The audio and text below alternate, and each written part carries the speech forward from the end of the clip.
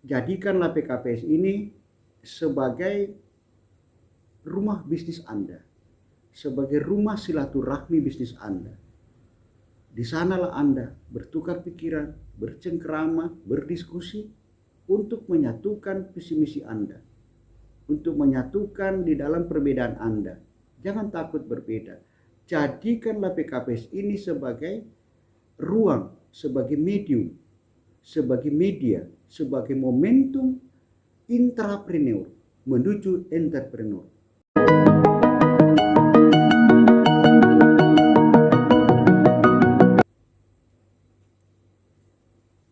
Assalamualaikum warahmatullahi wabarakatuh.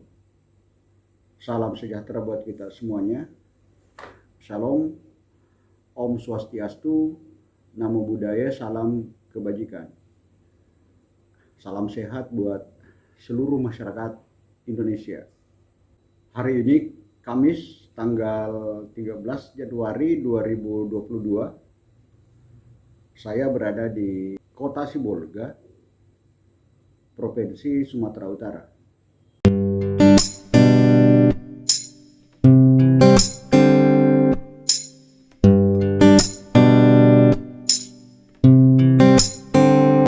Saya selaku founder Primer Koperasi Pengelola Sampah atau PKPS di Indonesia akan menyampaikan kepada semua masyarakat Indonesia, termasuk kepada seluruh stakeholder, baik pengelolaan sampah maupun yang sekaitan dengan tata kelola sampah di Indonesia,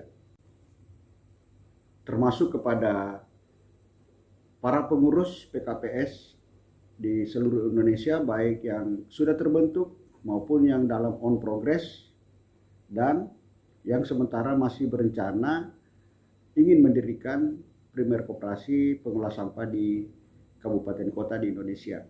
Juga kami peruntukkan informasi ini kepada para pemilik industri produk berkemasan, baik investasi dalam negeri maupun investasi yang berasal dari luar negeri, agar memahami bagaimana dan mau kemana primer koperasi pengelola sampah Indonesia ini, agar bisa mengetahui arah daripada PKPS ini.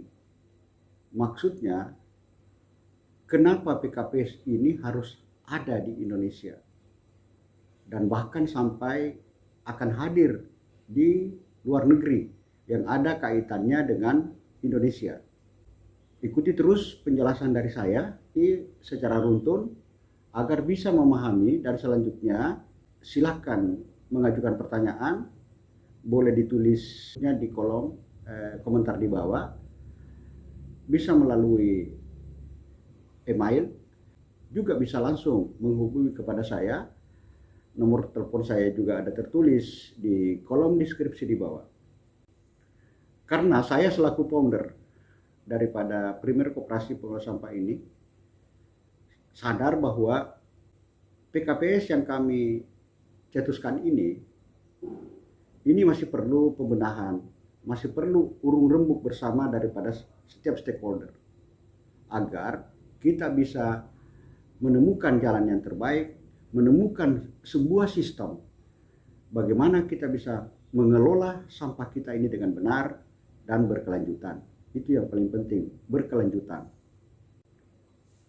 Penjelasan saya kali ini sekaligus juga menjawab beberapa pertanyaan, baik yang dikirim langsung kepada saya, ada yang secara tertulis, ada yang melalui telepon, ada yang melalui WhatsApp, ada yang melalui grup-grup WhatsApp dan media sosial.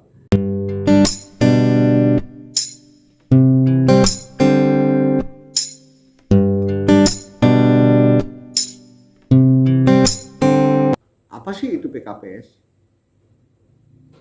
Kenapa harus PKPS? Jadi PKPS itu sebenarnya awalnya bernama Primer Koperasi Bank Sampah. Di dalam perjalanannya, Kementerian Koperasi berdiskusi dengan saya demi memperluas jangkauan, tidak mempersempit di awal-awal perjalanannya yang penuh dengan resistensi ini, maka nama itu, nomenklatur PKBS, diganti menjadi PKPS, Primer Koperasi Pengelola Sampah. Jadi berubahlah namanya menjadi Primer Koperasi Pengelola Sampah. Jadi syarat utama mendirikan atau menjadi anggota PKPS itu, walaupun tidak memiliki bank sampah, itu bisa masuk menjadi anggota atau pemilik daripada PKPS itu. Karena anggota koperasi itu sekaligus menjadi pemilik daripada koperasi itu. Itu jadi seluruh masyarakat. Hanya satu masyarakat yang tidak boleh dari 270 juta penduduk Indonesia, yang tidak boleh hanya saya pribadi. Peluang tidak ada masuk menjadi anggota, berarti saya tidak berpeluang masuk di sana. Yang lain silakan masuk, mulai dari masyarakat biasa sampai kepada presiden secara pribadi, bukan kepada jabatan, secara pribadi, itu bersyarat atau berhak masuk menjadi anggota Primer Koperasi Pengelola Sampah, baik di wilayahnya maupun di wilayah lain. Kenapa saya katakan di wilayahnya? Karena itu bisa saja setiap orang bisa saja masuk di koperasi-koperasi di seluruh Indonesia dan bahkan di luar negeri nantinya. Namun penjelasan tentang tata cara bagaimana status keanggotaan nanti sebentar saya akan jelaskan. Prinsip dasar daripada Primer Koperasi Pengelola Sampah ini adalah simpul. Dia hanya adalah simpul atau rumah bisnis bersama antar stakeholder atau seluruh pengelola sampah dan kaitan-kaitan daripada pengelolaan sampah. Itu adalah menjadikan PKPS sebagai tempat atau simpul daripada perjalanan, daripada aspek ekonomi, daripada pengelolaan sampah dan komponen-komponen yang terkait dengan sampah di PKPS itu sendiri. Jadi PKPS adalah bukan hadir untuk menjadi pesaing usaha-usaha yang ada. Jadi PKPS hadir untuk memberi solusi, untuk membuat sebuah garis lurus, artinya garis sistem bagaimana tata kelola sampah yang baik, bagaimana sirkular ekonomi berjalan dengan baik, agar pengelolaan sampah itu bisa berkelanjutan. Bukan hanya sekedar berdiri, dikelola, mangkrak, mati. Bukan itu. Jadi konsep PKPS itu adalah mengurai sebuah masalah agar kita keluar daripada masalah persampahan.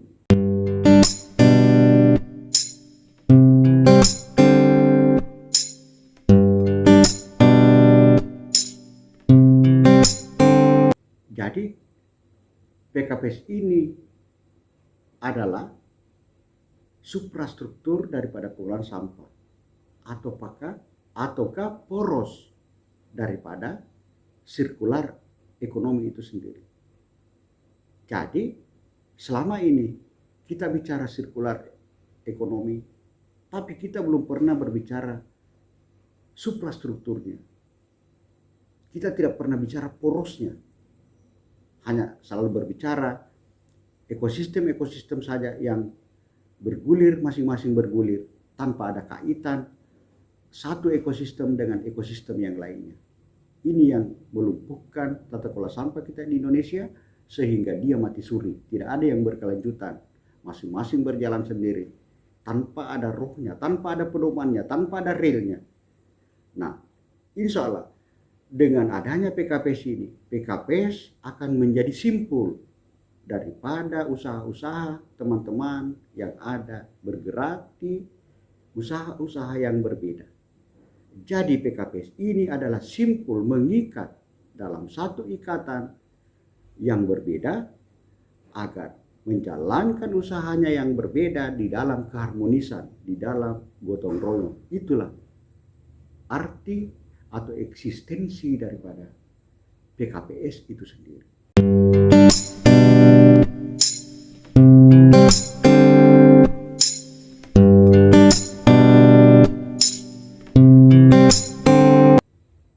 berapa PKPS di setiap wilayah?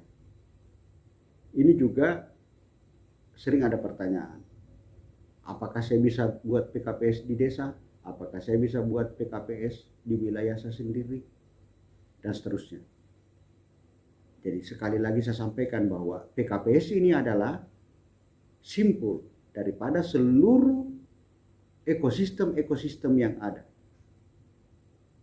Jadi PKPS ini akan menjadi simpul untuk aplikasi untuk mewujudkan salah satu contoh, misalnya pasal 21 insentif. Perlu diketahui bahwa insentif pasal 21 itu setiap pengelola, setiap orang itu wajib menerima insentif. Yang dimaksud orang ini termasuk lembaga dan seterusnya. Ya, termasuk siapa itu? Mulai daripada rumah tangga, pemulung, pelapak, semua dari komponen sampai kepada industri berkemasan itu sendiri, termasuk industri bahan baku sebelum dibuat jadi kemasan, dijadikan kemasan, seterusnya itu semuanya ini wajib menerima insentif. Bila mana mengelola sampahnya dengan benar, dengan baik maksudnya. Itulah pasal 21. Namun semuanya ini memang tidak bisa dilaksanakan, tidak bisa terlaksana insentif ini tanpa ada sebuah poros sebagai lembaga yang mengidentifikasi baik barang yang masuk maupun setelah masuk, setelah menjadi sampah. Inilah yang berputar, yang bersirkular. Di tengah-tengahnya ini, disitulah keberadaan PKPS. Jadi PKPS ini akan didirikan di setiap kabupaten kota. Jadi PKPS ini akan hadir satu PKPS, satu kabupaten kota di seluruh Indonesia. Jadi selain PKPS akan hadir di setiap kabupaten kota di Indonesia, berarti ada 514 kabupaten kota di Indonesia, itu nanti ada 514 PKPS di Indonesia. Dan juga PKPS akan hadir di luar negeri. Jadi setiap negara, sebut misalnya yang punya pelabuhan, baik bandar udara maupun pelabuhan laut ya, itu nanti akan hadir PKPS di situ. Jadi satu negara mungkin kurang lebih 170 kalau tidak salah ada pelabuhan yang berkaitan dengan Indonesia kalau nggak salah. Jadi termasuk nanti bandara yang berhubungan, karena semua di posisi-posisi itu sampai itu harus terdeteksi. Jadi mulai dari tempat keberangkatan, kedatangan, dan seterusnya, begitupun sebaliknya, di situ akan hadir PKPS. Jadi berapapun negara nanti itu di situ, misalnya ada berapa negara, ada 100, ada 150 misalnya, itu nanti akan ada juga puskopasnya. Gitu. Jadi PKPS akan hadir di setiap negara. Namun itu akan berdirinya PKPS di luar negeri itu akan mengikuti perkembangan daripada perjalanan daripada PKPS di Indonesia ini dan termasuk di luar negeri. Akan mengikuti nanti di situ arus barang dan seterusnya. Jadi PKPS, sekali lagi PKPS akan hadir di luar negeri pula.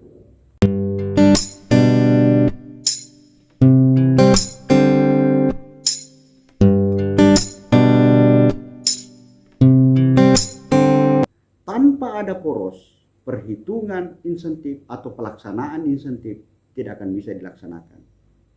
Karena produk-produk yang misalnya harus diberi insentif atau pengelola-pengelola yang harus diberi insentif itu tidak bisa diidentifikasi tanpa ada suprastrukturnya, tanpa ada porosnya. Itulah PKPS. Dia akan menjadi poros di situ. Jadi sama sekali apa yang urusan inti, apa yang akan diurus PKPS berbeda dengan urusan-urusan bisnis teman-teman selama ini yang mungkin menduga akan terganggu oleh PKPS, itu sama sekali tidak akan mengganggu usaha-usaha baik yang ada saat ini maupun yang teman-teman rencanakan. Itu silahkan rencanakan, silahkan lanjutkan, silahkan berbisnis dengan perusahaan masing-masing. Itu tidak akan terganggu oleh PKPS. PKPS hanya sebagai simpul. Silahkan diikuti penjelasan-penjelasan saya yang lain di atas, termasuk di beberapa tulisan saya yang ada linknya yang saya tulis di kolom deskripsi di bawah. Jadi singkat cerita bahwa PKPS itu tidak akan merusak tatanan berbisnis Anda, termasuk juga pemerintah. Jadi PKPS di sini akan menjadi katalisator, dinamisator antara seluruh stakeholder pengolahan sampah yang ada di Republik ini.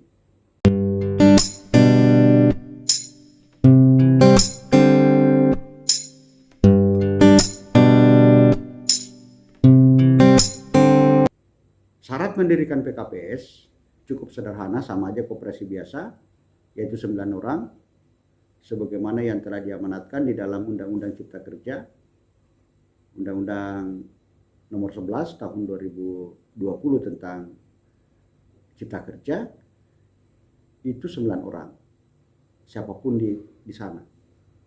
Pesan saya sebagai founder PKPS agar ketua sekretaris bendahara jangan ada ikatan darah vertikal dan ikatan darah horizontal. Anak cucu adalah vertikal, ya vertikal dari atas ke bawah. Terus hubungan darah horizontal, istri dan sebagainya, ipar macam-macam, itu jangan ada di 3 susunan ini, ketua sekretaris bendahara. Kenapa? Karena PKPS ini selain ingin menata kelola sampah dengan baik di Indonesia untuk dijadikan sebuah sistem sebagai suprastruktur persampahan juga, saya selaku founder daripada PKPS ini mengharapkan agar dari PKPS ini kita bisa, Indonesia bisa bangkit, ataukah PKPS bisa membuat sebuah contoh yang benar bagaimana berkoperasi dengan benar agar roh koperasi Bung Hatta bisa kembali ke Indonesia. Kenapa saya katakan roh Bung Hatta bisa kembali ke Indonesia? Karena hampir pasti roh koperasi Bung Hatta sebenarnya yang berbasis dengan Pancasila itu hampir pasti semua luar negeri mengambilnya.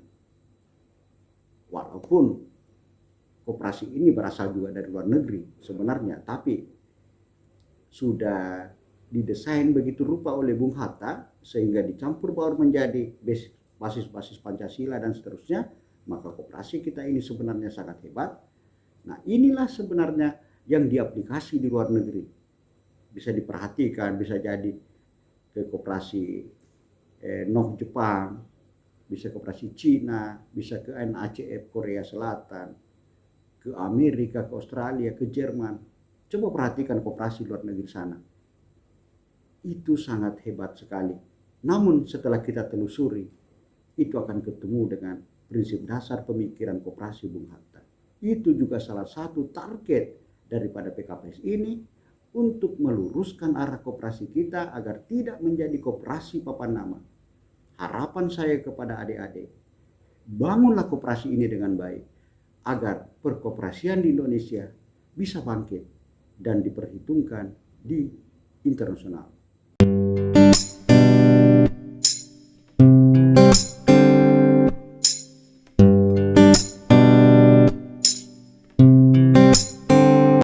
Sekarang saya akan bicara tentang Puskopas, Pusat Koperasi PKPS yang berada di provinsi.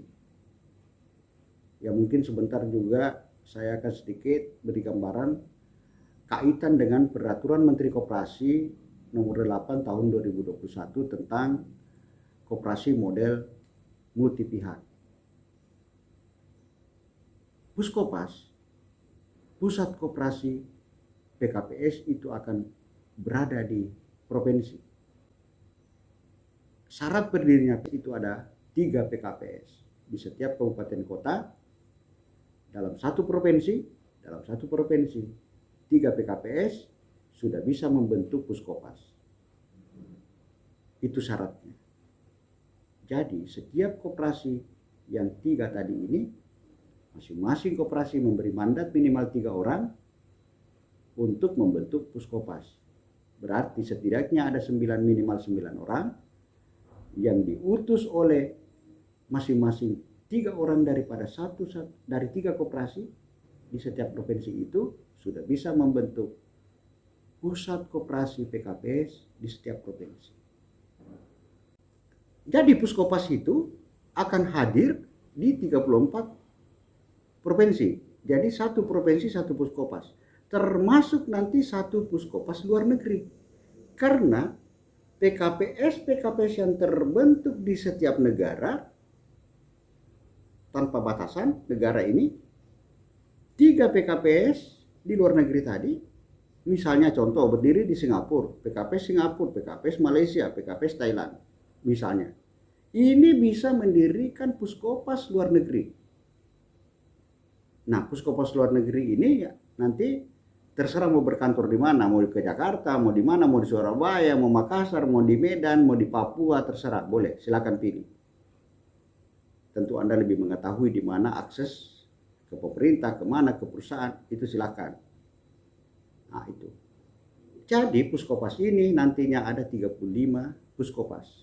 34 yang berada di Indonesia, artinya Puskopas membawahi 34 provinsi, satu Puskopas di luar negeri. Namun, selaku founder PKPS, saya sarankan kepada adik-adikku semua di seluruh Indonesia yang sudah bersyarat mendirikan Puskopas di setiap provinsi, tolong lakukan koordinasi kepada dinas koperasi setempat, bisa pula melakukan koordinasi langsung dengan Kementerian Koperasi agar mendapat petunjuk-petunjuk dari instansi yang berwenang. Dan pada saat meeting dan lain sebagainya, saya selaku founder siap hadir secara webinar. Silakan melakukan pertemuan, silakan meminta advice daripada dinas koperasi setempat dan juga termasuk ke Kementerian Koperasi di Jakarta.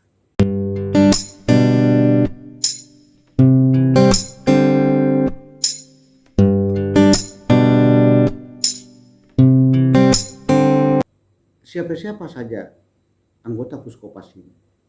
Nah, di sini ada kaitannya dengan yang disebut adalah koperasi multi pihak atau koperasi multi stakeholder. Sering banyak tulisan saya itu sebelum ada Permen ini, sebelum ada Permen nomor 8/2021 ini, saya banyak kali menulis tentang koperasi multi stakeholder ataukah koperasi multi pihak. Nah, di Puskopas ini nantinya selain daripada anggota PKP sendiri, itu bisa saja menerima anggota daripada koperasi non PKPS. Artinya koperasi lain yang ada satu jenis usaha, maksudnya yang bergabung membuat koperasi, lalu koperasi ini menjadi anggota Puskopas. Kenapa koperasi-koperasi di luar daripada PKPS ini bisa bergabung di Puskopas? Karena semuanya ini akan berkaitan, akan menghasilkan sampah. Tidak ada kegiatan yang tidak menghasilkan sampah. Nah, inilah yang ikatan-ikatan inilah yang masing-masing usaha yang berkelompok-kelompok tadi, ada kelompok 1, kelompok 2, kelompok 3, maksudnya ada kelompok magot bisa jadi, ada kelompok petani, ada peternakan, ada susu perah, ada koperasi tahu tempe misalnya. Koperasi bisa tercipta koperasi perbengkelan, karena semua ini ada kaitan dengan persampahan. Koperasinya nanti ini bisa mendaftar, bisa menjadi anggota Puskopas. Begitu juga orang-orang daripada koperasi magot ini, orang per orang, maksudnya dicatat itu orang per orang, bisa menjadi anggota PKPS. Keuntungannya apa? Dia bisa mendapat dua fasilitas sebenarnya. Dia bisa mendapat dua kesempatan perbantuan misalnya. Bisa perbantuan SDM, jaringan pasar, perbantuan permodalan, dan seterusnya. Nah, begitupun nanti bisa bengkel bersatu, bikin koperasi, tahu tempe, peternakan, bisa jadi peternakan yang diperkecil lagi, peternakan ayam, semua peternakan ayam bikin koperasi bisa, peternakan sapi bikin koperasi, peternakan kambing bikin koperasi, dan seterusnya, peternakan babi misalnya bikin koperasi. Itu nanti koperasi-koperasinya ini itu yang bisa menjadi anggota Puskopas. Nah, itulah di dalam konten PKPS ini sebagai koperasi multi pihak, multi stakeholder. Itu sebenarnya gambaran besarnya. Kalau yang kami amati, kami membacanya dari koperasi multi stakeholder yang ada di payung PKPS. Jadi memang PKPS ini sangat sentral, sangat luas. Makanya saya sampaikan bahwa PKPS ini memang sebagai simpul jalan. Jalan, di atas jalan ini bermacam-macam jenis usaha yang melewatinya. Makanya PKPS sebenarnya tidak boleh mengganggu usaha-usahanya ada. Dia merupakan jalan, dia merupakan payung, merupakan pengaman. Jadi PKPS ada yang bertengkar antara yang satu dengan yang lain. PKPS bisa menyelaraskan itu. Perbedaan itu, jadi PKPS bisa menyelaraskan perbedaan itu, akhirnya dia bisa menjadi satu. Jadi jangan takut berbeda, tapi selaraskan perbedaan itu. Nah, itulah PKPS ada di situ. Itulah Puskopas sebagai sentral daripada koperasi multi pihak tadi.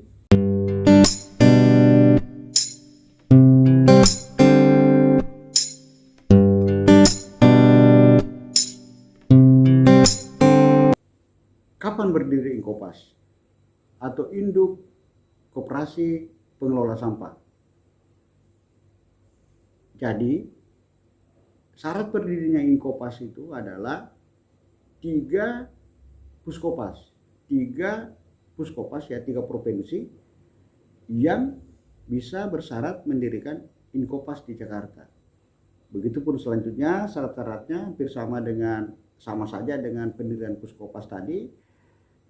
Jadi kalau Puskopas tadi adalah PKPS, 3 PKPS per provinsi mendirikan Puskopas. Begitu juga Inkopas. 3 provinsi sudah bisa mendirikan Inkopas di Jakarta. Syaratnya itu masing-masing Puskopas memberi mandat kepada anggotanya untuk mendirikan Inkopas di pusat atau di Jakarta. Jadi itu syaratnya.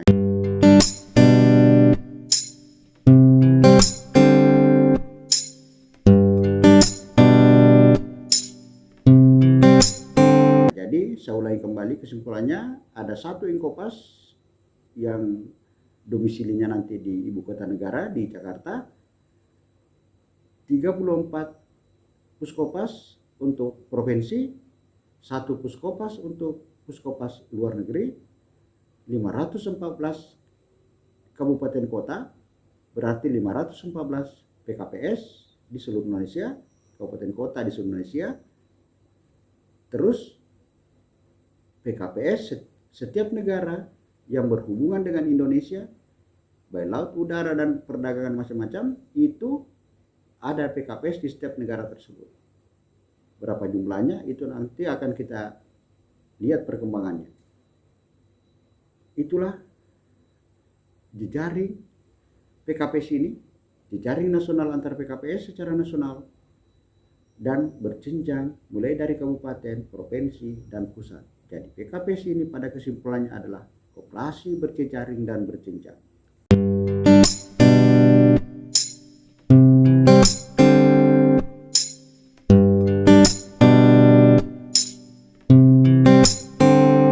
Harapan saya selaku founder daripada Primer Koperasi Pengelola Sampah atau PKPS di Indonesia ini, saya sampaikan kepada adik-adikku semua di seluruh Indonesia dan bahkan di luar negeri, jadikanlah PKPS ini sebagai rumah bisnis Anda, sebagai rumah silaturahmi bisnis Anda. Di sanalah Anda bertukar pikiran, bercengkerama, berdiskusi untuk menyatukan visi misi Anda, untuk menyatukan di dalam perbedaan Anda. Jangan takut berbeda. Jadikanlah PKPS ini sebagai ruang, sebagai medium, sebagai media, sebagai momentum intrapreneur menuju entrepreneur. Sedikit saya jelaskan bahwa kenapa saya katakan PKPS ini sebagai media intrapreneur. Jadikanlah PKPS ini tempat belajar, tempat bangkit mandiri. Buatlah perusahaan-perusahaan. Setelah Anda mapan, setelah Anda bisa berpikir entrepreneur, di koperasi ini akan menuntun Anda membuat perusahaan. Bisa membuat UD, bisa membuat PT, membuat CP, membuat koperasi, baik koperasi single stakeholder seperti koperasi kebanyakan itu, maupun koperasi primer. Jadi di PKPS ini adalah tempatnya Anda belajar, bukan tempatnya bertengkar. Apalagi sesama PKPS itu sendiri. Anda rugi kalau tidak bersinergi. Anda rugi tidak bersinergi. Satu kali lagi, Anda akan rugi kalau tidak bersinergi. Tidak ada yang hebat bila sendiri.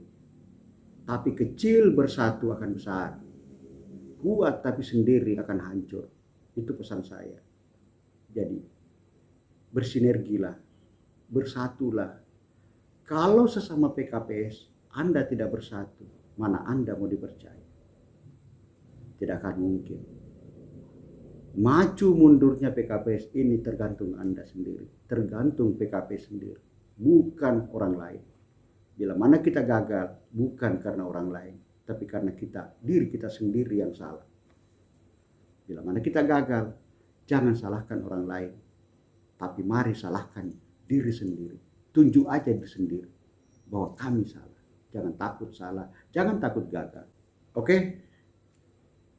Demikian saya sampaikan kepada seluruh masyarakat Indonesia, seluruh stakeholder pengolah sampah, termasuk kepada pemerintah, baik pemerintah pusat maupun pemerintah daerah.